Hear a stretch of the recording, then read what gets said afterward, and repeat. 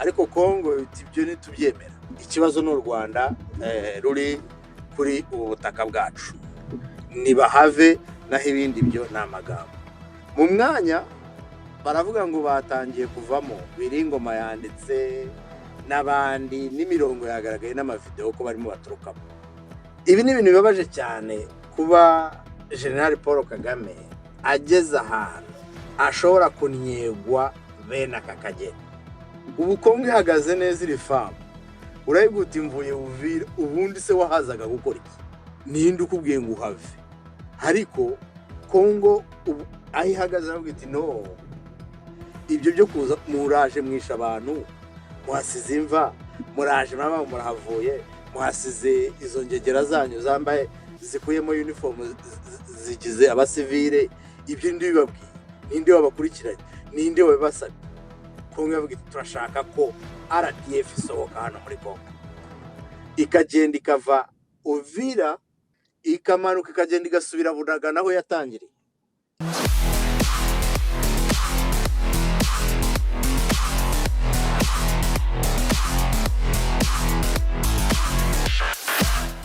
Uburyo M23 RDF ivuye muri Uvira mu buryo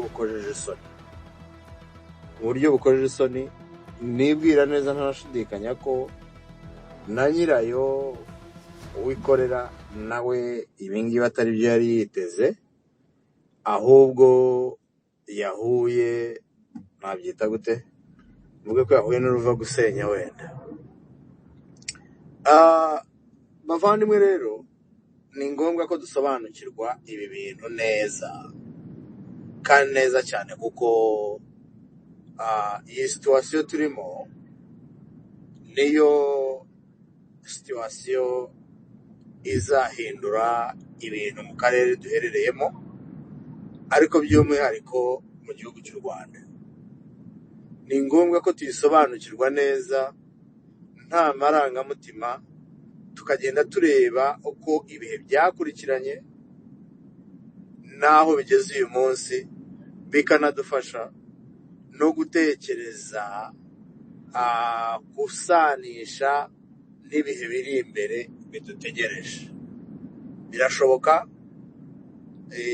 birasaba gukorana ubushobozi n'ubwenge, ariko urebye aho tuvuye ukareba aho turi, bigaragara ko aho tugana umuntu ashobora kuhatekereza. Yewe rero mu mboni zanjye nk'umusesenguzi, mbona ko ibibazo akarere kacu kamazemo imyaka ikabakaba 30, ariko by'umwihariko igihugu cyacu mu Rwanda bishobora kuba imiterere yabyo igiye guhinduka. Ntabwo ngiye kuvuga ko u Rwanda ruzabaho rudafite ibibazo, kimwe n'ibindi bihugu byose nabyo bizaba, ariko ibyo dufite uyu munsi bishobora kuba byahinduka. Ibi bintu iyo mbivuga ndifuza ko abantu babirebeye mu kuva igihe M23 ya kabiri yazaga mu mwaka w'2021 uri hafi kurangira. Uyu munsi bikaba bimaze kuba imyaka 4, twije mu mwaka wa 5 hari izi ntambara. Iyo mvuze wenda ko abantu bakwiye kureba uhereye mu mwaka wa 2021 kuri M23 ya kabiri, iyongeraho AFC, iyongeraho na za twirwaneho n'izindi zose, ntabwo mba nshaka kwirengagiza ibihe bya mbere hose guhera muri 1996, ariko iyo urebye ibihe icyo bitwereka ko iyi M23 ya kabiri y'umwaka w'2021 niyo izabirindura ibintu byose. Ibi byose tuvuga niyo igomba kubibirindura. Iyi M23 rero twarayivuze twavuze ko ifashwa n'u Rwanda, twavuze ko itabaho, twavuze ko iri ari imitwe u Rwanda rukora kugira ngo rwinjire muri Congo, ruhasahure umutungo waho, ariko runahagire control iri militaire na politiki kugira ngo rukomeze rucontrolling. Nta muntu n'umwe ushobora kuvuga ati byabereye aha, ni amarorerwa, abantu baguye aha, ibi n'ibi byabaye, tubibaze nde, tugire duti. Izo rero, izo nyungu nizo RDF, nizo Rwanda, nizo Kagame yahoraga igihe cyose aharanira arengera kugira ngo abe afite control yaba ya politiki, yaba muri kariya karere ka Congo, cyane cyane ka Kivu ya ruguru na Kivu y'amajyepfo. Ariko uko ibintu byagiye biza, hagiye haba impinduka nyinshi zitandukanye, ariko hari itariki abantu bagomba gufata, bakayifata nk'isengesho ryitwa Ndakuramutsa Mariya ku Bagatolika. Iyo tariki ni itariki ya 12 z'ukwezi kwa 12 umwaka wa 2025. Ni itariki ikomeye mu mateka, abantu bakwiye kuyumva kandi bakayiha uburemere bwayo nk'uko yakabaye. Kuri iyo tariki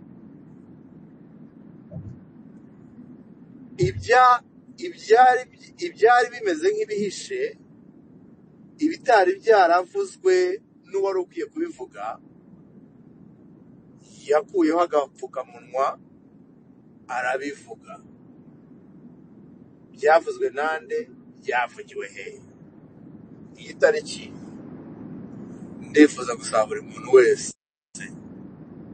muntu wese ko ayifata nk'itariki idasanzwe kandi itariki ihindura ibintu. Iyo ni itariki yo kuwa, nayivuze, ndashaka kongera kuyisubiramo kuko nge n'ubu no kugeza uyu munsi sindabyakira ko ibi bintu byabayeho. Ni itariki yo kuwa 12 z'ukwezi kwa 12 cyangwa se ukwezi k'Ukuboza umwaka wa 2025.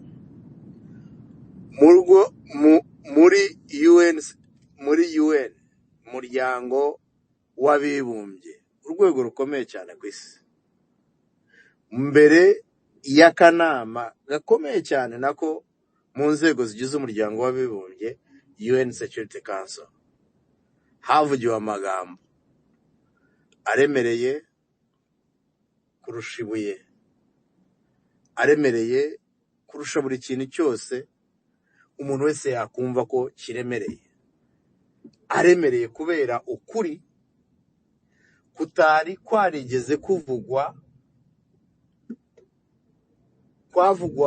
kwahoraga guhishwa buri gihe. Abantu bakakuvuga, bagerageza kuvuga, bakabasimbukira, bagatukwa, mukumva ngo ubutegetsi bwo mu Rwanda, Jeannette ati nimujye kuri social media, nimubatuke, nimuvuge ibi n'ibi, nimubasubize.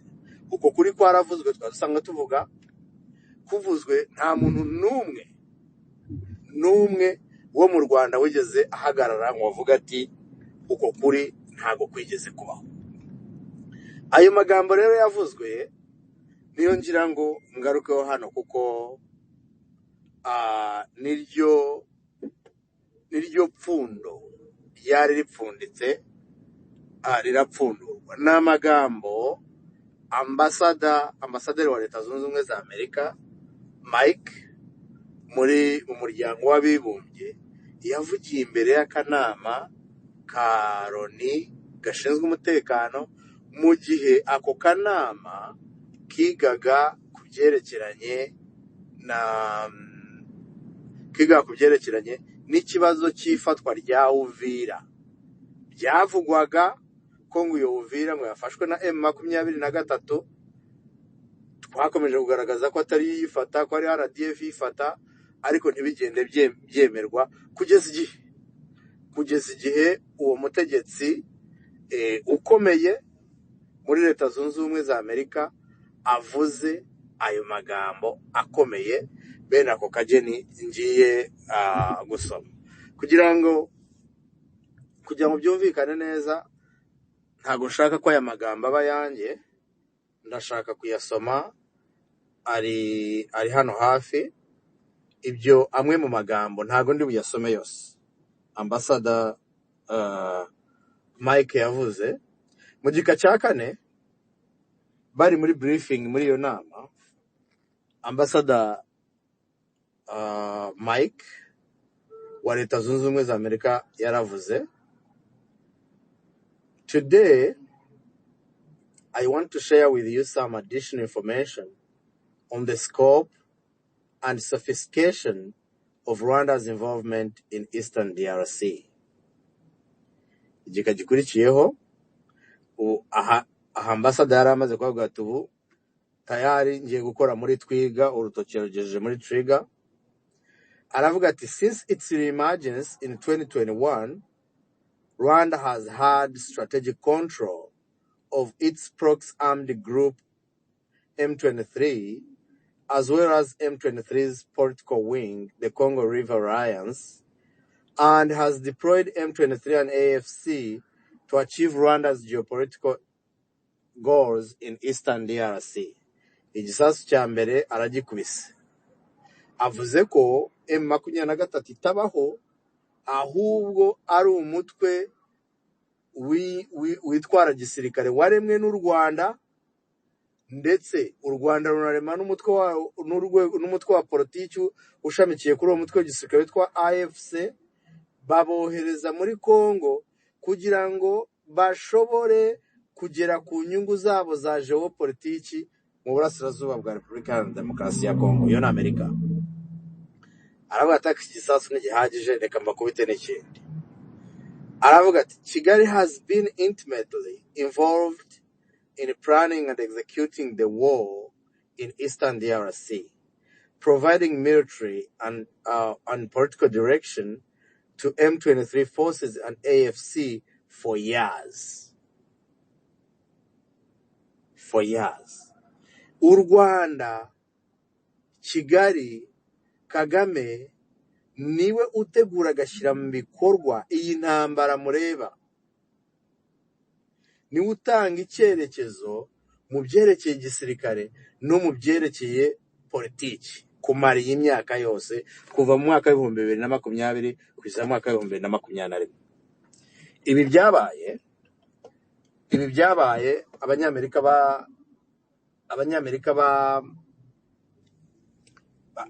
barakajwe, basembuwe n'ifatwa rya Uvira ryabaye hagati y'itariki ya 10 n'itariki ya 9. Iminsi 2 gusa muri UN bahita bavuga ibi bintu. Ni byinshi cyane bavuze, ariko ibyo ni ibintu bikomeye cyane. Bigenze bityo rero, twaje kubona ko Uvira Nanga yanditse itangazo avuga ko bagiye kuva muri Uvira, ko ari icyemezo bafashe unilaterale, ariko ko biri conditional, ko kugira ngo bave muri Uvira bisaba ko ako karere k'abakarere kadafite ingabo zikagenzura, ahubwo bakadeployingamo neutral force. Batigeze bavuga ngo niyihe, batigeze bavuga ngo bazavamo ryari, batigeze bagira ikintu kimwe, wabonaga byose ari ibintu byo kujijisha biteye akajagari. Ibyo byatangajwe ku itariki 15 z'ukwezi kwa 12. Uyu munsi tuvuga ni 12. Kuwa 16 leta ya Kongo yaravuze ati nimusigeho. Mwijwi ry'umuvugizi wayo Patrick Muyaya yaravuze ati ibyo ngibyo u Rwanda barukanze ijisho barenda kuri mena, none umuhungu warwo M23 arimo arivugishwa utugambo two kugira ngo uri ku jisho ry'u Rwanda rikanda arekera gukanda. Ibyo nibigende. Ibyo byonyine ubwabyo ni ikimenyetso cy'intege nkeya. M23 RDF binjiye Uvira n'imbunda, ariko izo mbunda ntago zashoboye kubafasha kuguma muri Uvira. Ijambo gusa naryo batabwiye bo, ahubwo babwiye Kagame, not M23, ko mu mboni za Amerika ntago 23 ibaho. Babwira Kagame, M23 ati twebwe tubyibwirije turava hano muri Uvira, nta nubwo bidusaba kuganira na Kongo, nta nubwo bidusaba iki, turagenda. Ariko Kongo ibyo ntitubyemera. Ikibazo n'u Rwanda ruri kuri ubu butaka bwacu, nibahave naho ibindi byo n'amagambo. M23 byari bihagije rero wita uvuga iti Kongo iradusuzuguye kuba tuvuze ko tugiye kuva hano, ariko bakavuga ko batabyemera, bakavuga aya magambo ntaho tujya, reka noneho tuze duhangane nabo. Ibyo rero ntago byakunze, kuko ryajisho barimo bakanda nababwiye baracyakomeje kurikanda. Mu mwanya baravuga ngo batangiye kuvamo, Biringoma yanditse n'abandi, n'imirongo yagaragaye n'amavideo ko barimo baturukamo. Umuvugizi wa leta ya Kongo, minisitiri w'itangazamakuru Patrick Muyaya arandika mu mwanya muto washize bamaze kuvuga ngo baragiye. Aravuga titre yavuze ngo ni alleged withdraw from Uvira. Who can verify this? Where are they going? How many were they? What are they leaving behind in the city? Mass graves? Soldiers disguised as civilians? What credit should be given to this unilateral maneuver by the son, M23, to save the father, Rwanda? We await the effective withdrawal of Rwandan troops from all occupied parts of our territory. Quittez notre territoire, Congolais terema, tout pour la patrie, Dendele ekweyate. Bavandimwe, ibi ni ibintu bibabaje cyane kuba General Paul Kagame ageze ahantu ashobora kunyegwa bene aka kageni. Ubu Kongo ihagaze neza iri famu, urayiguta imvuye Uvira, ubundi se wahazaga gukora iki? Ninde ukubwiye ngo uhave? Ariko Kongo ubu ayihagaze avuga iti no, ibyo byo kuza muraje mwisha abantu, muhasize imva, muraje mama murahavuye, muhasize izo ngegera zanyu zambaye zikuyemo uniform zigize abasivile, ibyo ndi bibabwiye, ninde wabakurikiranye, ninde wabasabye? Kongo yavuga iti turashaka ko RDF isohoka hano muri Kongo, ikagenda ikava Uvira ikamanuka ikagenda igasubira Bunaga naho yatangiriye ikavamo. Iyo niyo position ya Kongo. Iyo abari Kagame tuzi, wa wundi ugize kujya mu Mutara akavuga ati u Rwanda ntiruhusha, iyo rwarashe ntago yari kuva Uvira bamunyega gutya.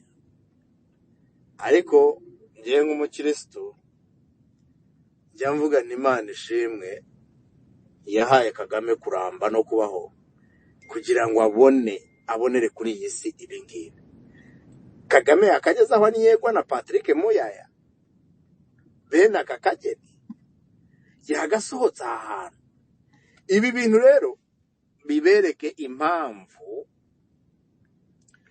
Kagame adashaka na rimwe kuva muri Kongo. Igihe havuye abakongomani bakagira control, ibi byobo yatabyemo abantu bazabitaburura. Inkiko zizakora akazi katagira ukuntu kangana. Ubujura yakoze, legacy ya Kagame izabibaye zero. Ndashaka gusoza na nshaka gutinda. ubu abantu bo muri RPF bagiye kwemera RPF isenyuke kubera Kagame, kuko yabayeho igihe kinini ababeshya ngo ntawe umukoraho ntawe ugira ate, ariko sanctions bamaze kurya barareba ukuntu zingana.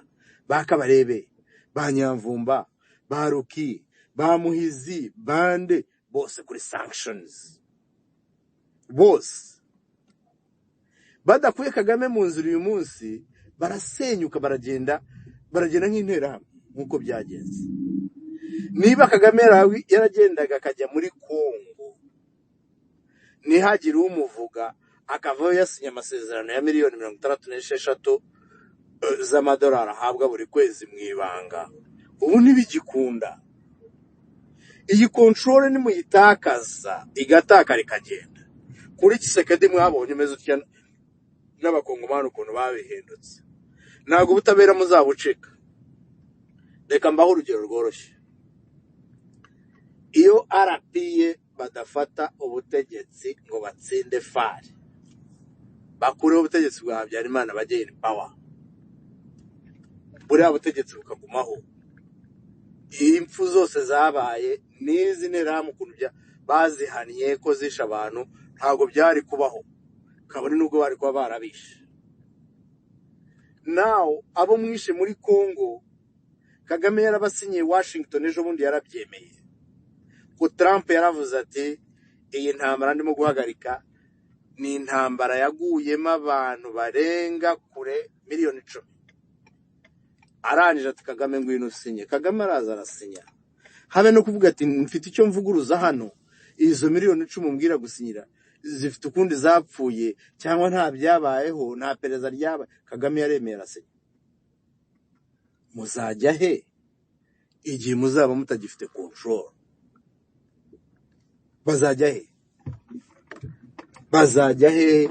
Ndababwiza ukuri kw'Imana, akanyu kazaba kabaye nk'ak'interahamwe. Ibyo byaha byose, iyi control Kagame amaze imyaka arwanira, yiba, yica abantu, ntago yigeze ajyayo. Bizaba mwese abajyeho hariya bizababanzaho. Zira ntago ari intambara murwana hanguri general ngo wirwana intambara hari uri ruvusha urinde uri muroko urinde. No, ziriya ni ibyaha birimo gukorwa. Igihe muzatakaza control muzabibazwa. Kandi yatakaye avuye Uvira nta sasu rivuze. Izo mbunda mufite, izo special forces zihari, iyo myitozo yose yakozwe ni y'ubusa. Ni ijambo ryonyine riravuga ati inyuma urukiko aha naha. Mu 23 RDF birukamwe muri Uvira mu kimwaro cyinshi. Igihe nta nubwo mbona ko nubwo wenda batarashaka kuhava, ariko ntabwo mbona ko ari Uvira. Hari Uvira wenda byibuze bavuga uti bafite hari uruburaburizo bazaba bakiri muri Kongo. Babirukanye kera, babirukanye bataragera Uvira. Ntabwo rero babirukanye Uvira. Nge niko sinzi niba muza kunyihanganira bateguye ikiganiro ko tutabyumvikanaho, kandi kutumvikana subwanze.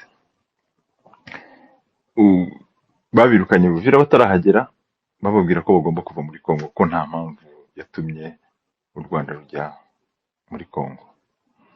Kuko nkatwebwe abanyarwanda, ndaza gushimangira ibintu bya Gasana, nivuze ati twebwe abaturage, ubundi nanjye ni umuturage nka Gasana,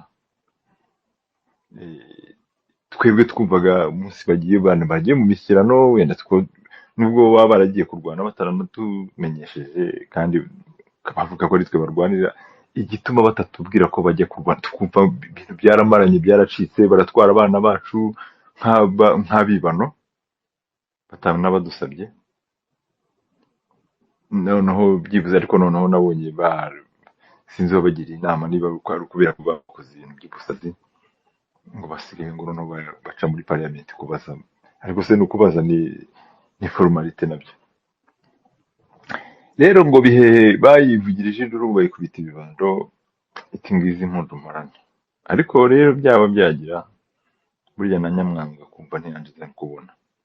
Gusa igihe ikintu kimbabaza ni uko ibi bintu twebwe abanyarwanda ariko bigiraho ingaruka, wenda ngaruka ku gihe cya Habyarimana, ba bandi bari abayobozi mu bihe bya Habyarimana bishe abantu, bamaze kwica abantu bajya mu mamodoka burira indege, abaturage barirukanka bashyira ibirenge bagwa mu mayira bicwa n'inzara, ibintu byose biragenda birabayobera. Usibye ko rimwe na rimwe byose bigaruka bikatugaruka twebwe abanyarwanda. Ari nihoze asubiramo umugani wa David yaherutse guca ngo w'Umudage wavuze ko icyo twiga mu mateka ngo ni ukutamenya ibyo twayizemo. Ibintu aka kanya ejo bundi n'imyaka abantu turiho aka kanya, abantu bose bari hafi ya bose bari hano kuri Space, ni ibintu twese twabonye, abantu bapfa mu gihugu bagashira, yewe n'abatari bahari batanabibonye, bihora biririmbwa, byabaye indirimbo ko mu Rwanda habaye jenoside, ko dufite amateka mabi yo kuba batwarisha abantu barishe abandi bakabamaraho. Noneho tukaba nta muntu n'umwe ujya hari avuga ati se ibi bintu ko byari byagenze kuriya, twatanga ikihe kiguzi cyatuma ibi bintu byose tubivamo? None dore aho tugeze. Amerika yabwira abanyarwanda iti muve mu gihugu cy'abandi, ariko Kagame iyo agiye kuburana aburana Kongo, hari akantu muranyihanganira, hari ibintu njya mvuga wenda yanjye by'abasaza byo kurondogora. Mwene Musinga witwa Rwigemera bagiye kuboza ibintu by'iwabo nyina. Noneho rero ab'i Rwanda bari bariho muri icyo gihe baramushinyagurira, baramubwira bati Rwigemera koko umuntu w'umugabo ajya kuboza ibintu by'iwabo wa nyina, nta soni?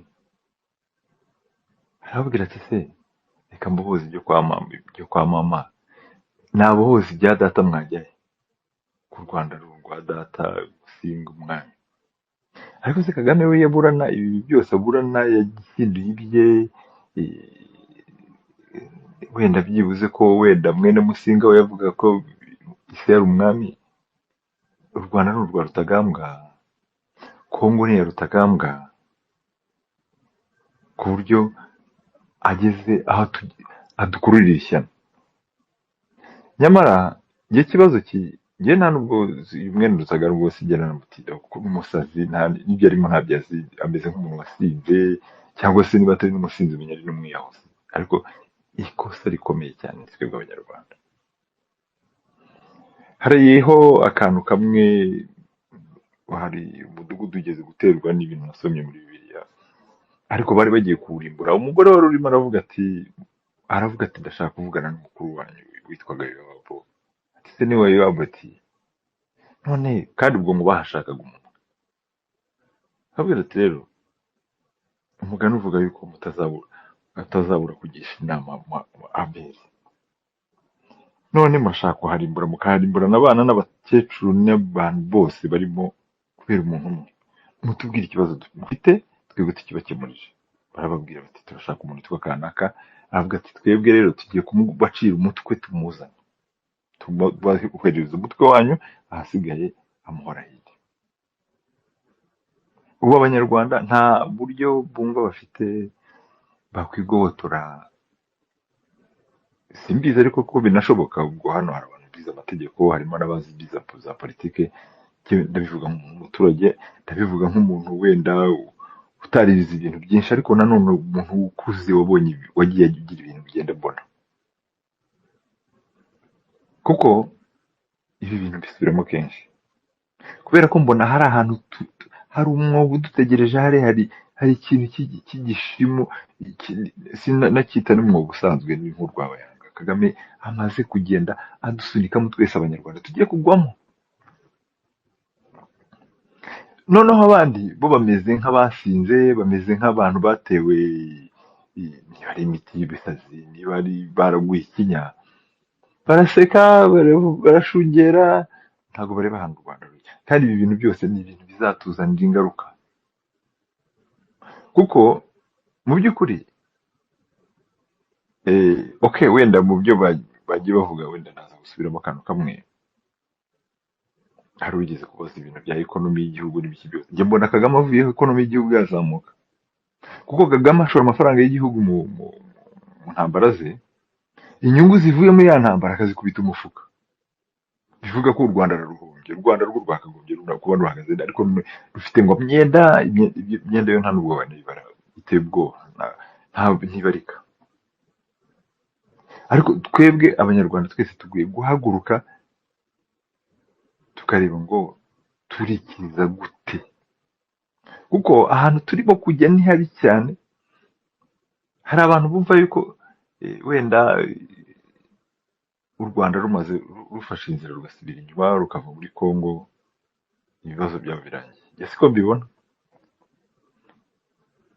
Kagame arabizi ahantu u Rwanda rujya, kuko ni nawe waruhajyanye. Yanga gusinya imishyikirano yo muri Angola, nuko yabonaga asinyira urupfu rwe, arabyirengagiza. Ibi ngibi hari abantu bita ngo bari babarushye ihamba, ariko se cyangwa se no kurushya iminsi. Ibi bintu Kagame byose arimo gukora, Kagame arabizi ko yarangiye. Sinzi umuntu hano ujya uvuga ngo sinzi, hari umuntu ujya babivuga muri past, niba ari past tense, ibintu nk'ibyo, ko Kagame ngo ari past tense. Mujye munyanga, sinzi uruzungureza, kuko we nyine arabizi ko yarangiye kera, ariko ararwana no kurushya iminsi, wenda n'amasaha azasunika, arimo arwana bari abantu ariko njye ntabwo bazankura ahangaha n'ibyo byose. Ariko ari wenda reka tugire icyizere, hari igihe wenda hagarukaramo n'icyizere, nkajya mvuga kuko hari umuntu w'umusirikare wo mu Rwanda wavuze ko u Rwanda ari urwa mbere ku isi mu kurwana, ngo ibindi bihugu bisigaye bikarwanira umwanya wa kabiri. Akaba arabaye arakobusaba, sibyo ko nubwo ari u Rwanda sinifuza ko u Rwanda runeshwa, sinifuza ko u Rwanda rukorwa n'isoni, ariko amaherezo y'inzira ni mu nzu. Twabyemera, nta kintu na kimwe izi saha dufite twakwitwaza tukavuga ngo tuzava muri iki kibazo twamaze kukigwamo. Ariko byibuze uyu mutindo ukidutera, twakagombye kuba twese hamwe, dushyira hamwe tukamuhagurukira, wenda bagasanga twamunize, rikaba iryo jambo nkoresha, tukamujigitira hariya, tukagafata hariya mu ijosi, tukagashyira ahantu, tukagakingirana, tugahamagara abantu tukababwira ati dore utera ibibazo byanyu, dore mujyane, niba mutwara, niba muzabaga, niba muzagabagabana mukagabana, ariko twebwe tukagira amahoro. Kuko ntabwo numva ukuntu, ariko harya yabise ngo nibifobagane abantu, yabita iki, igihugu kitagira umuntu n'umwe. Muranyihanganira abanyarwanda, mugomba mwamaye ijambo, mujye mureka mvuge, kandi rimwe na rimwe ngiye mvugana narakaye, kubona turi ahangaha dufite ibintu byitwa parliament by'ifoto biri aho ngaho, nawe aragenda akaba areba ibingibi barandarindagiye. Yes, Kagame buriya hari ikintu arusha abanyarwanda bamwe baraho b'ibigoryi, kuko niba Kagame ari ugasibiza, ugasanga umuntu yaragiye araza hano, ari hanze aravuga amagambo kabisa, ukavuga uti umuntu umugabo Evode atarava inahanga, ngo ataravana ubwonko bwe mu mutwe ngo bujyane bumanure hariya mu nda mu gifu, yavugaga ibintu kumva ari ibintu bizima. None yaramanutse, niwe wabanje gufata ubwonko bwe, ngira ngo yagiye amaze no kubumanura, bwageze mu gifu, ngira ngo yabonaga atabugendera, kuko arabizi neza ko mu Rwanda umuntu ufite ubwonko buzima budakora. Umuntu nabonye ufite ubwonko buzima bukora uriya musaza witwa Murigande. Burya abantu bize rimwe na rimwe, nubwo ntize, hari igihe bemera nkavuga niba abantu bafite ibintu bazi. Yaramubwiye ati uri igisambo, nushaka unyice, uri inyana y'imbwa irya ntinasigaze, ibanza kurya yiyita ko ibeshye ko ari umubyeyi, ikarya mbere y'abaturage nk'aho yagaburiye abaturage. Uri inyana y'imbwa, ati naranabikubwiye ko Imana izabikubaza, none dore umaze kurya, umazeho ibintu byose, dore noneho Imana iraje. Ibyo ari byo byose, abanyarwanda tudahaguruka, Imana iraza, kandi Imana izatubaza, kandi izatubaza byinshi. Wa mugani wa ya ndirimbo ngo izatubaza byinshi cyane. Kubera iki? Ubu se wowe umuntu w'umunyarwanda, iyo ureba wenda tuvuge ko abana bacu, nta muntu, mbega nta kintu na kimwe igihugu cyabaye nk'umusaka. Umuntu araza, bubakiye ku mucanga, excuse me, baraza bati twarubatse. Umubatsi wa mukobwa wa Rwigara niwe wavuze ati ntabwo amazu ntabwo ari dukeneye, dukeneye kubaka imitima y'abanyarwanda, cyane cyane kuri rya, jya uhera kuri rya jambo rya Kagame uruvuga abantu bakoze jenoside. Yes, abantu bakoze jenoside bica abandi, u Rwanda rurakomereka, rukomereka imitima, rukomereka ubwonko. Mbese mu byo muturatira mwubatse iyo mitima y'abanyarwanda, mwubatse ubwonko bw'abanyarwanda.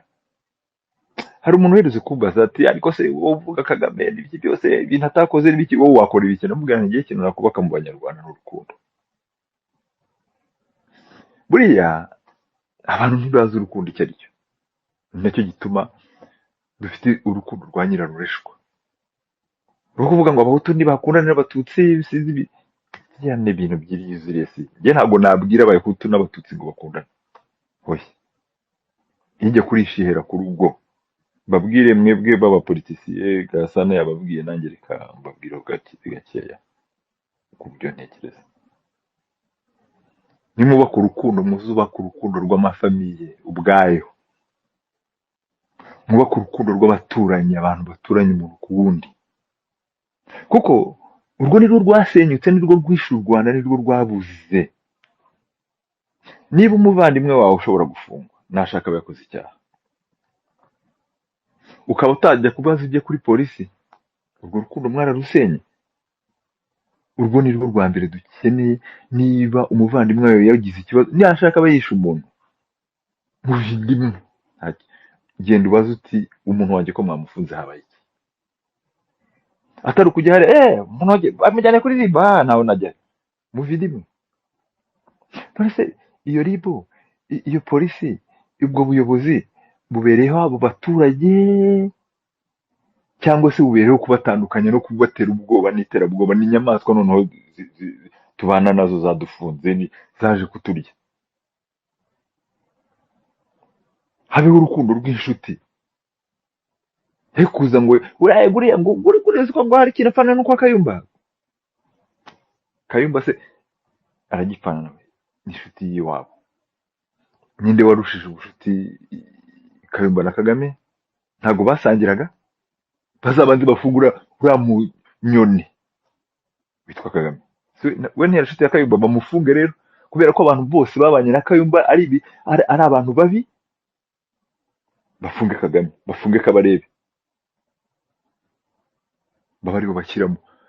Ibyo ntabwo ari urugero. Natwe tumenye ko umuntu wese wegereye Kayumba agomba kubisabira imbabazi, kuko bamaze gutanga urugero rw'ababaye nawe hafi cyane.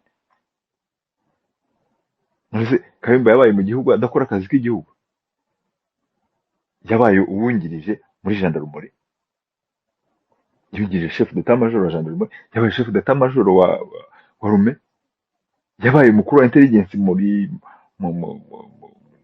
RPA. Iyo mirimo yose yakoze se ntacyo yari imaze? Wayimushinze rero niwe mubi kurusha abandi. Niba Kayumba ari mubi, wayimushinze, wamuhaye iyo mirimo, witwa ko kuri abandi niwe mubi bari gukwiye guhenwa. Niba rero icyo byatari ibyo, rero mugarura urukundo mu banyarwanda. Uru rukundo nirwo byibuze, niba tuzajya n'ibi bintu byose mwangije, niba tugiye mu gihano tuzajya guhanwa, kuko u Rwanda rwo rurahanwa byanze bikunze. Uganda yarahanwe ejo bundi. Ibi byose byahoze bivugwa, twarabibonye. Batanga miliyoni 300 mu bantu iyo murebye noneho n'ibintu n'ibyaha Uganda yakoze. na mbere yose igihe cyose bajya gucira Uganda urubanza, u Rwanda rwayirushaga ibyaha muri Congo. None kandi ibyo byose byabaye noneho hatarakubitaho iyi ntambara, noneho imaze n'abantu iciye ibintu, twese abantu bose tugatatana, ibintu bikabura uko bihagaze. Banyarwanda, ese murasinziriye? Muracyari muri ya mbyino ya jenoside muri 90? Reka da, tugeze ahandi. Biriya se tuzabivamo, tuzabibaramo, tuzabibamo kugeza ku wa kangahe? Muraza kutubwira FDL? FDL ni abanyarwanda babi cyangwa beza, ariko ni abanyarwanda. None se akandi ngo bari bafite leta mbi yabashutse, nibyo yatumye bagera hari. We leta ntagatifu yo kwa Paul Mutagatifu ukoze iki? Wa mugani wabyumva ariko ari waririmbye ngo umugaragu wa Nzapfurundi ngo bamubajije ifuni ihamba ati ubwo muhamba niwe wiheruka. Kuki mutubwira pasti? Ntabwo turi muri pasti, ntabwo turi mu nzagihe, dufite igihe turimo. Turashaka gukemura ibibazo biriho, turashaka twicare twebweho nk'abanyarwanda. Niba bamwe muri abahanga, twebwe tukaba turi abaswa, ariko noneho nimutwereke ko mwafashe uwo mugambi, mwafashe uwo mwanya, mukagenda mukicara, yaba ari muri stade, yaba ari muri parliament, yaba ari mu kindi kintu. Hari ikindi kintu ngo bya mbona basiga amabara ntazi bubatse, bahora bavuga buri bose, ukagira ngo ni ikintu bagende bakicaremo. Cya kindi sinzi wa mukobwa wawe wagiye gukorera mu kwezi, uko bacyita sinkizi, kizugurutse nk'inzu y'ibyatsi ariko gifite amabara menshi. Bakicaremo barebe, bakavuga ngo abanyarwanda hari ikihe kibazo. Ubu uyu munsi abantu b'ibigoryi baraza bakatubwira. Hari umuntu ejo bundi numvise avuga ngo Evode waratashye, ngo sinzi ngo ninde waratashye. Ariko abantu mucyura, mubacyura ku nyungu z'abanyarwanda muri rusange, cyangwa ku nyungu z'umuntu nawe utagize umumaro, ku nyungu z'imburamumaro nka Kagame niwo mucyura? Hari uwundi wabaga muri RNC ntazi, harya ngo yarabaye na premier ministre. Ariko se u Rwanda rwubakiye ku muntu umwe, ni inyungu z'umuntu umwe. Abantu baraza bakavuga bati Rwanda Rwanda Rwanda, abari bakazana amandazi, nduzikora amandazi ku Kagame n'amandazi se bitangiye. Kagame ni abanyarwanda se? Kagame se n'u Rwanda? Kagame nta nubwo ubundi, usibye ko ntabwo waca umuntu burundu, ariko ngiye mfite ubushobozi ngiye namuca, ariko ntibyanashoboka, nta muntu waca undi. Ariko Kagame ni umunyoni, umuntu w'umunyoni w'umujura. Ntabwo bene se nanabyita imbesire ku style, ari ibintu biri too much. Umuntu adakwiye kugira ikintu. Kagame ntabwo, nta nubwo wenda umuntu yamwita past tense wa mugani wa ari, tukamenya ko nta mumara amariye igihugu. Ariko twebwe abanyarwanda turahanga. Noneho hari babandi abapolitisiye munyihanganire. Ese politike mbona ziri hano hanze koko zirwanya Kagame, cyangwa zibeshya ko zirwanya Kagame ahubwo zo zikarwanyana? Ese mu by'ukuri niba mwarahagurutse kujya kurwana Kagame, ndavuga muri rusange mwese hamwe, mwarahagurutse mukajya kurwanya Kagame koko atari ukubeshya, mwaragiye mwisanze hanze musanga muri babi kuruta Kagame, musanga ahubwo kugera kurwanya Kagame mugomba kurwana ubwanyu. Ese ntabwo mwarwanya Kagame mukamurangiza, mwarangiza mukazafata inzira? Niba murwana mukazarwana ariko tumaze kwikiza uyu mutindi tumaze, cyangwa ngira ngo murareba mukavuga muti afazari Kagame reka akore biriya nibyo biri beta, twebwe twagenda tugakora ibirenze ibi ngibi. Wa mugani wa wundi sinzi wavuze ngo arize ngo yarira nabi. Nyamara nimuhaguruke dukanguke abanyarwanda, kuko niba tudakanguka turashira twebwe ubwacu, kubera kudashyira hamwe. Niki gituma tudashyira hamwe? Ese ubundi turapfa iki? Hanze twajyanye iki ku buryo tugiye kukirwanira? Muhagurutse bariya bitwa ba FDL, ntabwo ngiye ntekereza ko niba hari abakoze ibyaha, umuntu wakoze ibyaha azahanwe, uwo ari we wese. Njye nta muntu nakubwira ngo uyu ngo ntazahanwe. Oya, umuntu wakoze ibyaha niba ari n'aba FDL bazahanwe. Ariko he kuzajya haza ibintu by'ikinamico bitubeshya, ugasanga ngo bafashe aba FDL 200 batashye ngo babakoresheje n'amatereningi. Ubu se turi mu by'umwuka, ko mu by'umwuka ariko bakubwira ngo umuntu bamubatije. Noneho bariya tuvuge ko niba banabatizwa, noneho bajye baza babanze batura ibyaha, tumenye ko bari barishe kuko baba bariwe. Ariko se ko ngenzi ko ku isi nta hantu hari interahamwe nyinshi kurusha mu gihugu cy'u Rwanda hagati, ariko interahamwe nitayoboka Kagame. Ubu twebwe n'ahangaha twebwe baraza bakatubwira ngo mwebwe ngo muri interahamwe. Ariko bikugura iki se? Bamwe baratubwira burashima intambara mwagiye kwita abanyamurenge aho mugeze abantu bose barapfa, murimo muravuga ukuntu ngo abantu bazahagaru ngo bariya ngo muragereranya ibintu bya RPF bari abanyarwanda batahe iwabo. Niba bararwanye bakajya, icya mbere cyatumye banasubira inyuma rimwe na rimwe nuko mwagumye no kubivuga, ahantu twari turi kiragiye ntabwo haraturutaga ubunini, ntabwo twari kucyupayinga, kandi intambara agomba guhagarara. Ibyiza byari gusubira inyuma tukatanga kondisiyo yuko bari baguma hari, kuko twari twahameneye amaraso. Ubusa amaraso amenetse hariya muri Kongo, abantu bakaba bagiye kwirukanwa nk'abantu b'amakaritasi. Ubu Kagame azaza abwira abanyarwanda ati twararwanye, avuga amacumu. Amaraso amenekeye iki? Zamba twajyaga tuvuga zigenda kandi ubwizo wenda n'iz'abantu bazwi bamenyekana, ariko babandi munyihanganire kubyita gutyo ko numva iryo jambo wenda nabyita bagafifi, bo barafumbiye ya mvugo yabo ko bajya bavuga ngo abantu bagiye kubafumbiza Kongo. Ariko mu by'ukuri abantu bapfiriye ubu kumvikana. Ariko Kagame ni nka George Baneti, niwe ngo wajyanye, sinzi yari afite inshinge ngo abona inyoni yafatiwe mu mutego, ajya gushyira inshinge hasi ngo ajye gufata ya nyoni ngo ayikutegure, agiye gushaka inshinge barazibuze, azibuze atwika ibyatsi, inshinge zirabura, agenda abwira nyina ati nagiye gufata inyoni, inshinge zishyira hambika hasi, ndazibura. Nyina aramubwira ati yo uzikunjira mu ishati. Arangije amutuma isuka, agiye kugura isuka, niba ari ukuzana isuka bari kunjira mu ishati ye. Ageze kuri nyina ati ese George none ibyo wakoze ishati, ati isuka kubera icyo utayikubise ku rutugu, tuma kujya kuzana ingurube. Ariko yaramubwiye ati isuka ishyira ku rutugu, agiye kumutuma ingurube, agiye kuzana ingurube ayikubita ku rutugu imuru mu gutwi. Nyina noneho amubonye arumirwa ati George ibi noneho ukoze ni biki? Iyi ngurube kubera icyo utaje uyikurura. Amutuma isafuriya aragenda, inkono aragenda ayizirika umugozi aba yaza kurura. Ubu Kagame na George batangiye he? Ibintu bwakagombye kuba warakoze mbere, ibintu mwakagombye kuba mwarashyikiranye mbere.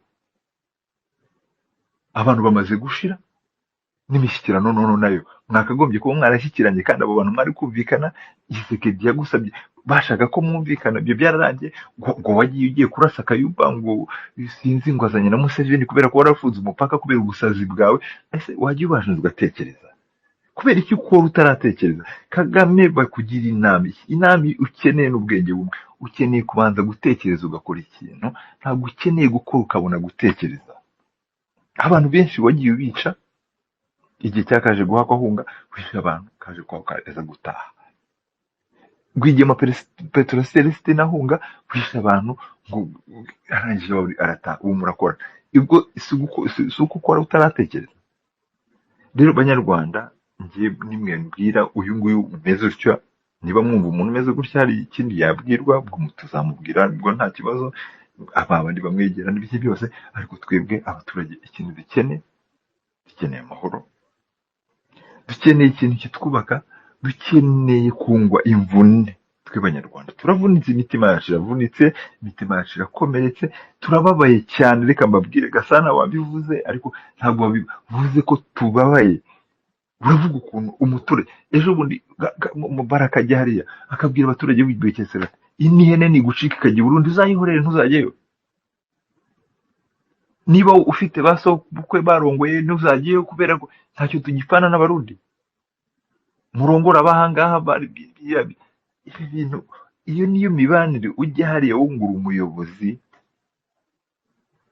ukigisha abantu n'ukwigisha abantu urwango hari umuntu duherutse kuganira ndamubwira nti rega turwana muri RPF twari dufite urukundo umuntu wese yakundaga undi bahuye batamuzi turarwana tugeze i Kigali urukundo rega burya n'Imana shitani irarutunyaga none twabaye abanyarwango twese buri muntu yanga undi akageza naho yanga ubavindimwe akanga n'umuntu babana mu rugo umugore akanga umugabo we akajya kumuteranya kugira ngo bamwice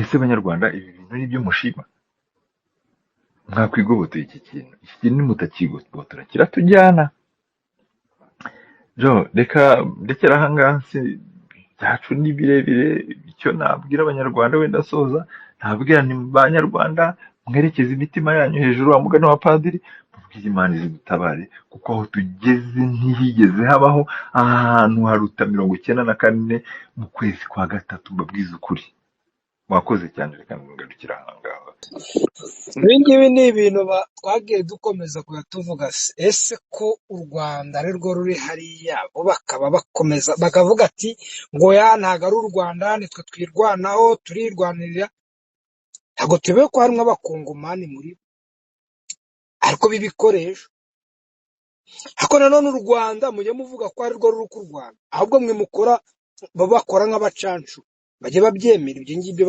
byakire banige no kubana nabyo n'ingaruka zabyo bazazakire kuko ni ibintu bibi bigize kuko ntabwo waya kuvuga ngo bafite amasezerano ya Doha nta tangazo twabonye ura mwami wa Katari yasohoye nare Emire wa Katari nare Emireti wa Katari nta tangazo na rimwe yigeze asohora ariko UN basabye u Rwanda gukura ingabo muri Uvira barabisabye babwiye ko bagomba gusubira inyuma bakava hari ahantu basabye ko bagomba kuzahura n'ingaruka nibanga kwavo babandi bita ngo na AFCM 23 nubasohoye itangazo ntabwo ari n'u Rwanda ntabwo ari u Rwanda ruvuze ati tugiye kunegosiya na AFCM 23 tureko ko yasubira inyuma ntabyo bigeze bakora nabyo bavuze nibo bahise batangaza ko bagomba kubahiriza amasezerano ya Washington mu rwego rwo kubahiriza amasezerano ya Washington yabereye sobanuye ko u Rwanda rwo ruri muri Washington nirwo bashinja ko ruri mu ntambara na Congo akaba ari proxy war bakaba babo ari abacancuro b'u Rwanda none ubu ngubu intambara yabo ya gatumwa barimo barwana batangiye kudefanda ati ngo twebwe ngo twasubiye inyuma ngo ingabo ngo igomba gusubira inyuma kugira ngo igaragaze none se nuza FRDC yasubiraga inyuma bakavuga ngo ni reprise stratégique bakaza bari n'inyega bashaka kwerekana ko FRDC ibyikoze ari ibintu bidasanzwe bo bakoze ibisanzwe nk'abantu baza bakanahatiriza population publique abaturage kuya kwigaragambiriza ahantu ati ngo ntago dukeneye ko AFCM 23 hava bikarenga bakahava kubera pressure ibari ku mutwe abantu bagiye n'ibintu biteye isoni kabisa kuri bajye bagenda bamware kandi banicuze n'amagambo menshi n'abantu bagiye bashuka ngo barimo barafasha barashaka kugira Sanja wahereza undi ndabona imashini ishobora kuza kunsakurira murakoze ariko imbere yuko ntanga icyumviro canje gihagaze ku ngingo zibiri nagomba mbaze Sanjake kugira ngo simave nkora amakosa nk'ayabandi bakora bigatuma audience iri hano y'abantu bahakwa kungana 100 bancisha mwijisho canke bakangaya nkuko abandi babikora. Sanjake mfasha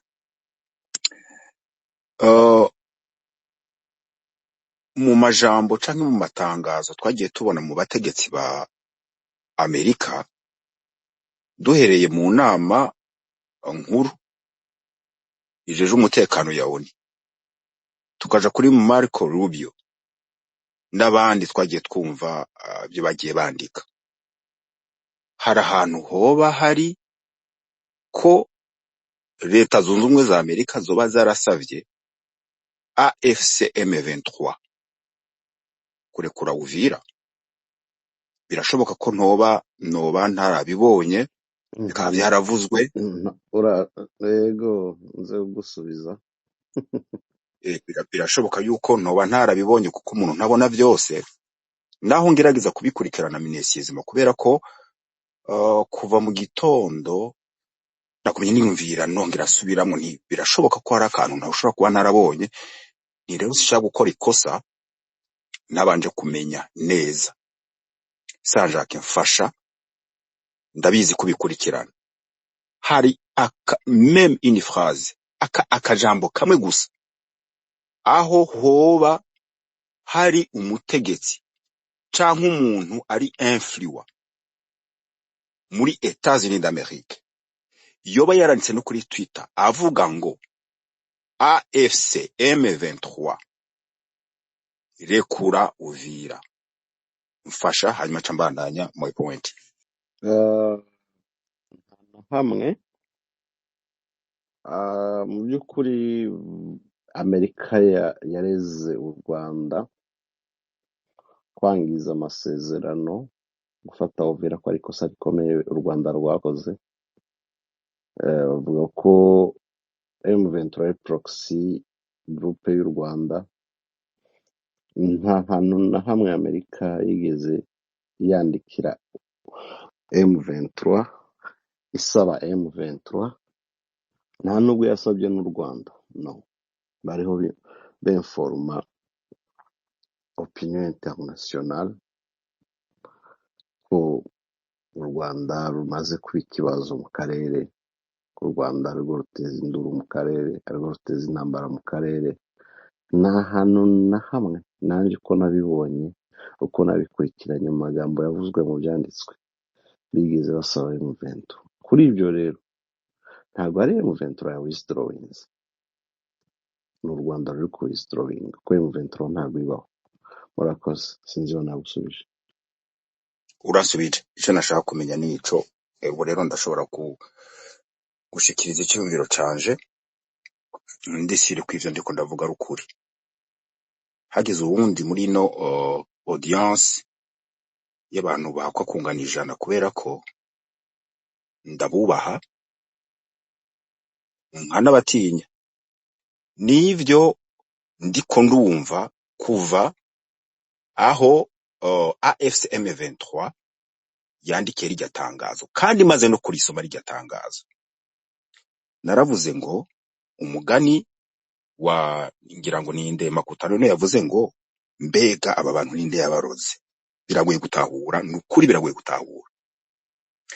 Ubu narrative ihari nukuvuga ngo leta zunze ubumwe bwa Amerika zasavye AFC M23 kwirekura Uvira kugira ngo ibiganiro vya Doha bibandanye neza. Nico gituma AFC M23 yanditse ritangazi kavuga ngo kuko Etats-Unis yabidusavye kugira ngo amasezera canke ibiganiro vya Doha bibandanye neza, turavyubahirije, ariko dushizeho na condition ivuga ngo nitwahava hategerezwa kuza izindi ngabo ziri nova neutre zihaja kugira ngo ntiyasubire FARDC, wazalendo n'abarundi. Bantu bakongomani, banyarwandakazi, barundikazi turi hano, Imana yarabahezagiye baha ubwenge, muri abantu bicubahiro. Kuri réseaux sociaux, kuri za space, kuri za YouTube, abafana ba AFC M23 bafitiye uburenganzira kandi atakibi kirimo. Nta kindi kintu bariko baravuga ngo AFC M23 ngo itsinze guverinoma ya Kongo ngo muri diplomasi, ngo yerekanye ko ngo bari credible, nukuvuga ngo nabizegwa barondera amahoro. Iyo bafashe ahantu suko baba bashaka kuhafata, kuko iyo bibaye ngo barasubira inyuma. Mu nyumvire ingene bano bantu ari abahinga bakomeye muri desinformation no gucurika ibintu. Nibaza ko iyi ni nayo ngwara ikomeye ituma abana batoya bababesha bakava iyo bari mu makambi y'impunzi, haba za Uganda, haba mu Rwanda, haba Kenya, n'ahantu hose, bakagenda mu ntambara itagira impamvu. Kubera iki? Ni intambara yubakiye ku kinyoma. Ni intambara yubakiye ku kinyoma. Rero jewe ku ruhande rumwe ndababara nkabura ubwene ndabigenza. Natanguye kumva aya maspace si gihe kinini giheze, ariko narayumviriza amaspace mu mpande zitandukanye. Nahisemwo kuja ku ruhande rw'Akagara. Kubera iki? Akagara ni bake ariko n'abagabo, kandi mu Kirundi iwacu hari umuririmbyi yigeze kuririmba ngo umugabo nyamugabo ni uvuga ukuri, akaguhagararako. Mu gitondo ntavuga ukuri, ntavuga ijambo, ku mugoroba ngo avuge irindi. Abanyakagara ni bake, narabumviriza, ariko naho leta yaba iri mu kibazo cyangwa iri muri difficulty cyangwa muri position itari nziza yo gutsindwa, bakavyemera bakavuga ngo leta yatsindiwe aha, kandi bakanayikosora cyangwa bakanavuga, bakanayigaya, bakanayinenga. Ariko ntibaze kugorora ibintu ngo bavuge ngo urabona ngo ingene ngo byagenze ngo nuko. No, bamye bahagarara ku ijambo rimwe, uko bavuze mu gitondo niko bavuga ku mugoroba, uko bavuze kuwa mbere niko bavuga kuwa Mungu. Ndabakurikirana, numviriza nabo bandi nashatse kuvuza izina bitwa, bagahindagurika nka Kamereo. Uyu munsi hakaba situation bari muri position novuga ngo y'inguvu. bari abandi bitwa abasigajwe inyuma n'amateka, Urakoze. bagumye muri nostalgie. Ego bagacerebra, induru zikavuga, amaspace gitangaza, ku buryo bavuga n'ivyabereye muri presidence, bagira n'ubuhinga bukomeye, kuko nigeze kumva banavuga ngo nivyo Felix Tshisekedi president ngo yavuganye ngo nabande ndabahinga cyane. Ariko iyo bishitse bakaja muri position faible, bakaca babihindutsa ngo ni politiki, ngo kandi ngo murabona ngo nibisanzwe. Menya ko abo bantu nukuri public canke audience iri hano imbabarire, menya ko ataranya kuri, kuko umuntu nahindagurika. Umuntu yagize esheke arayimenya, akavuga ati twagize esheke. Uyu munsi turi hano turiko turavuga ku byabaye kuri kino gitugu ca Amerika yashize ku Rwanda. Ntiyigeze ibwira AFC M23 ngo murekure Uvira. Ivyo twumvise accusation zose, ibirego byose byagiye ku Rwanda, kandi hategekwa ko u Rwanda rutegereza kubahiriza ya resolution ya 23 ivuga ko u Rwanda rutegeza gukura ingabo zago muri Kongo. Naho Amerika ihagaze, naho amasezerano ya Washington ahagaze. Iki vyerekana kuva imbere yuko baja gusinya le 4, abanyene aba bantu basigajwe inyuma n'abateka nkuko Jacques bivuze, ku ma space bavuga ngo ivyo ntibituraba, ngo ivyo ntibiraba AFC M23, ngo hariya ngo ni ibihugu bibiri, ngo ni Congo, ngo n'u Rwanda, ngo twebwe ivyo ntibituraba, ngo twebwe ngo ibiganiro byacu biri Doha. Uyu munsi bakavuga bakabesha abantu, bagafata abantu nko kumegana bakayiha bwenge, ngo yuko ngo bubahirije ivyo basabwe na Amerika, ngo kugira ngo amasezera ngo ibiganiro byabo muri Doha bigende neza. Mu nyumvira ubwo burozi bw'aba bantu butuma bumarira abantu kwicuba. Rero kugira ngo sozere ijambo ryanje, nagomba mvuge ngo wewe ufana M23 ufise uburenganzira kandi ni vyiza, ariko iyo muvugira mu bantu barenga 50, iyo musabye ijambo mu bantu barenga 100, bamububaha bamutwubaha, kubera ko nibiburiburi la moindre des choses twarize gusoma AB, twiga no kwandika AB. Kubona nshobora gufata mfise capacité yo gutereshaje application ya X, nkashiramo konte yanje, nkamenya ngo Saint-Jacques teguye space, nkamenya kuyijako, nkamenya no kwapia kuri micro nsaba ijambo, bakariba nkumva ko barimpaye nkavuga, nuko mfise capacité yo kutaba bete gushika kuri iyo point aho muza mukamanipira abantu mugahindura amajambo n'ibinyoma n'ibindi byinshi. Rero s'il vous plaît, ubaha audience, ubaha abantu, harimo icabwenge, harimo ba docteur, harimo n'abandi, harimo na peu importe, kugira ngo niba mwagize defete, emera defete zibaho.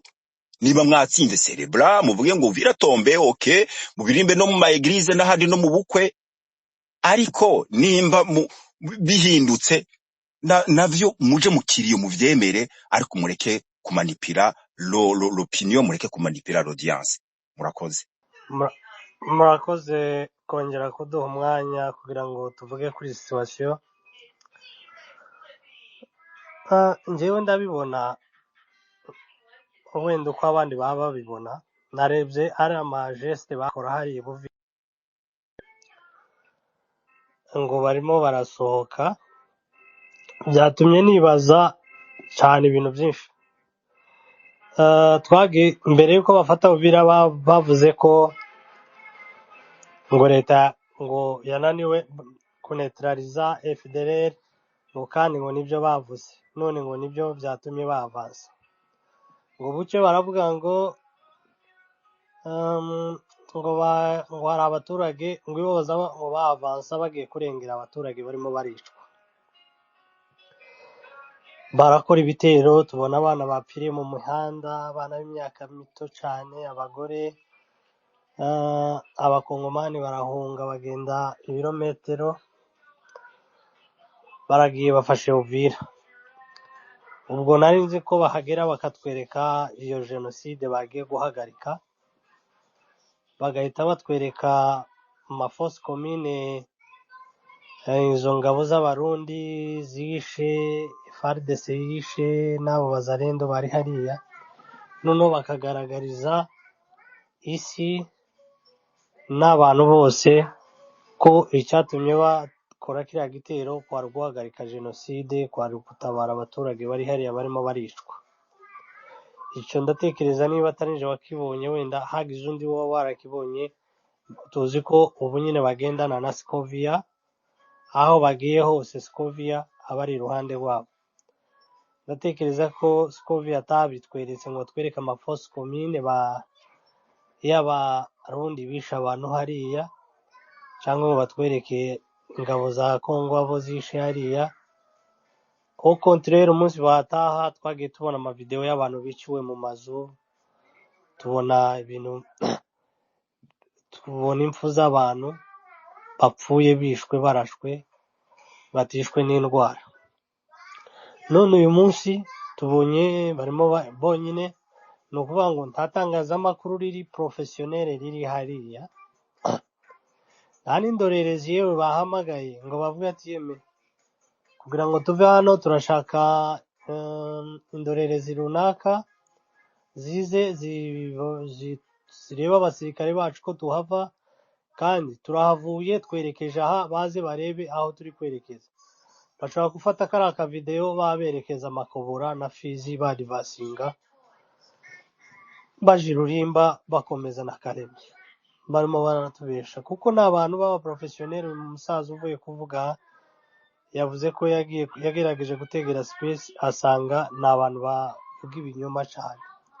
Naje rwose nomubwira ati naje cyatumye mperera hano muri izi space nuko aho najaga wagira ngo uravuga icuza uhagazeho bakagutuka ngo urakagara, bakakumanura n'ibitutsi byinshi. Ndibaza isaba abantu si bo baza ku maspace basinze, nta respect n'imwe bagira mu buryo utanga igitekerezo cyangwa se uvuga icuza uhagazeho nk'umuntu w'umugabo ufite ukuri wakivuga, ahubwo bakakwita umusazi, kandi ari bo babesha.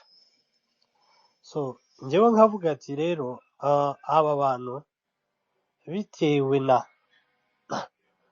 presiyo Amerika iri gushyira ku Rwanda, hari ikintu kigayitse benshi bagiye bakigarukaho.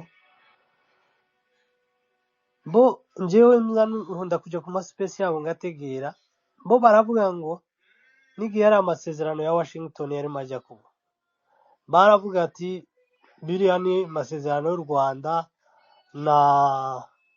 na Congo, ntibitureba, twe turi AFCM 23 MRDP, muri bya Washington ntituriyo, ntacyo rero biturebaho n'iby'u Rwanda. No muri Security Council, tekereza ko uriya ambasaderi wa Amerika atigeze avuga ngo M23 ive Uvira cyangwa ngo ive ku butaka bwa Congo, kuko bazi ko abitwa nyine bari aba M23 bananga n'abandi ni abakongomani. So bo bazi ko bazonegosiya na leta bakamenya uko babisolvinga. Basabaga leta y'u Rwanda gukurayo ingabo zabo kandi bakayisaba kugira ngo bubahirize amasezerano bagize Washington. Ariko ni ikintu kigayitse, n'abantu wenda tuba dukunda kuganira mu gikari babyumve, aho njyewe nkababwira ati intambara si yanyu, murimo muriruka mu kiraka c'abandi, murimo mureza abandi, murimo murakorera, muri abakozi b'abandi bantu. Ntaho birabaho umurebere w'igihugu ciwe wavuga ngo afite revolution wabo, ngo bavuge ikindi gihugu badahuye ngo kive mu gihugu ciwe, ngo nawe avuge ngo aba ari we utanga itangazo ngo jewe ndagiye. Ibyo bintu sinumva n'ico kintu rwose.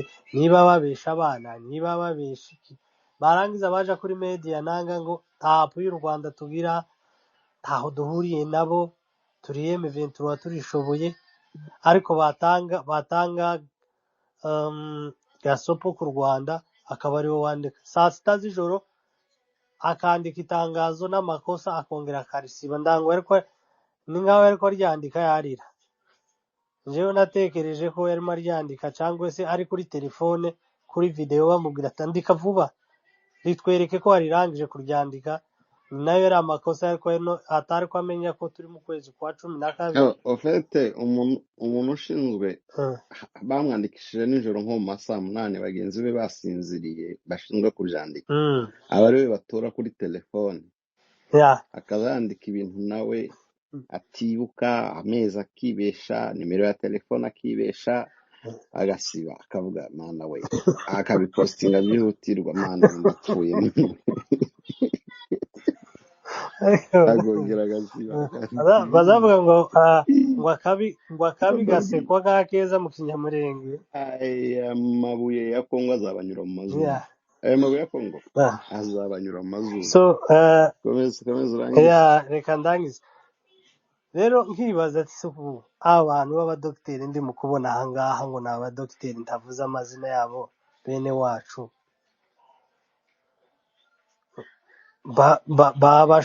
bagashuka abantu nk'abari abadamu ba Uvira bariko bajana ku maradiyo ngo baje kuvuga.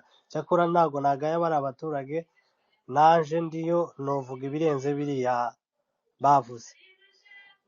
Nkangurira na leta ya Kongo, leta y'Abarundi, n'abandi baturage bahariya rwose kwita kuri bariya baturage kuko ni ikintu noneho presiyo yabarenze bakonza urukuta biriya barimo bakorera gutabara abanyamurenge mwabonye inzandiko z'abanyamurenge bagiye bandika bavuga ati mushikigwiyo nta abanyamurenge twababwiye ngo muje kutuvugira so ibyo bikuta byose byagiye bibagwaho barangije undi mutego mbona bashobora gusiga hariya bakoze n'iki ni ugusigira bari abazarendo babo imbunda murabizi ko bari abazarendo babo ibo batavuga ngo barakora withdraw nabo ahubwo bari abazarendo barabasiga hariya and then bari abazarendo bagende bakore masakire bica abantu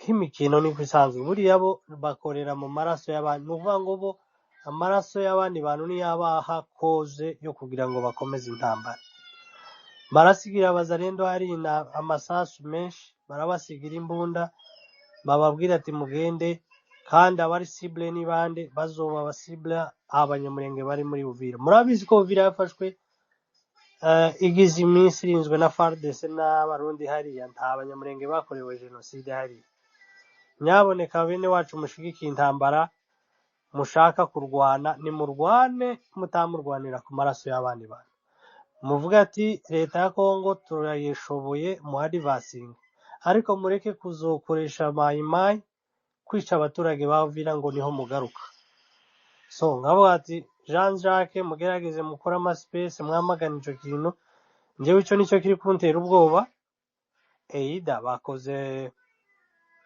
barimo barabesha amahanga ko baba bagenda ariko bari aho hafi hariya icya kabiri barashobora gukora masakire kugira ngo ibyo noneho bintu byo kuvuga ngo barabesha ngo amahanga ko bari kugenda ntabwo babibesha Amerika ibyo ngibyo barava muri Uvira hariya Uvira aho barayivaho ariko barazamukira imisozi bakabe turango bakabi barababona ibyo ni byo bintu utari kumva bo ntabwo bakina iyo mikino abanyamerika barakubona ibyo ukora move zawe zose baba bazireba cyangwa se bagende banagire kamanyura rwose bifotoze buri ngoma ari kamanyura ariko basige bangoma zito hariya basige bayakutumba hariya ejo wumve ngo ibyo babikora ariko kuvuga ngo baragenda ngo bazamuka uturango ngo basige abo bangoma zito ko bona abahariya wumve ngo nka kuriya bari bako bagira gasita yarayageze Uvira ngikiriya icyo bari bagamije